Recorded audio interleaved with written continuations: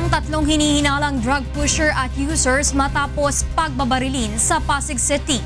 Samantala, dalawang hinihinalang miyembro naman ng notorious na Waggle Robbery Group ang patay sa engkwentro ng mga pulis sa Quezon City.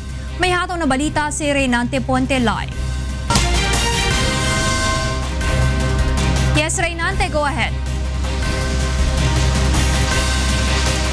Yes, good morning Rina at sa ating mga kasangbahay. Pasado alas 10 kagabi, isang lalaki ang natagpuan sa Eskinita na wala ng buhay matapos pagbabarilin ng hindi pa nakikilalang sospek sa kanto ng Barangay Rosario sa tapat ng gasoline station sa Pasig City.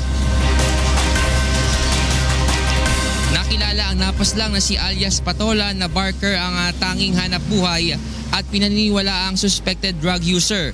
Nagtamo ito ng 4 na tama ng bala sa katawan at posibleng nakatakbo pa ito habang binabaril dahil sa layo ng agwat ng mga basyo ng bala na natagpuan ng mga otoridad.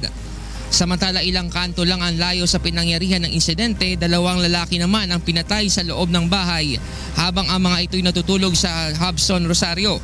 Nakilala ang mga napatay na sina alias Loleng at Freddy Guspid na suspected drug pusher at user sa kanilang lugar.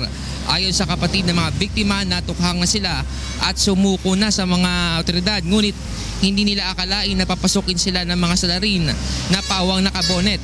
Samantala rin na 2 ding lalaki ang napatay sa engkwentro ng mga pulis sa sitio San Roque, Barangay Pag-asa sa Quezon City dakong alas 11 kagabi.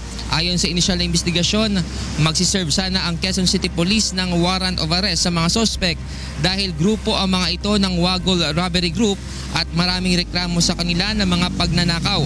Pagpunta ng mga pulis sa tuluyan ng mga sospek, nanlaban umano si Bernabe Arceo na leader ng grupo ng sindikato at ang kasama nito na wala pang pagkakilnan. Na-recover naman sa crime scene ang ilang sachet na suspected shabu at mga baril. Yan ang police report. Balik sa iyo, Rina. Maraming salamat sa iyo, Reynante Ponte, mula sa Quezon City.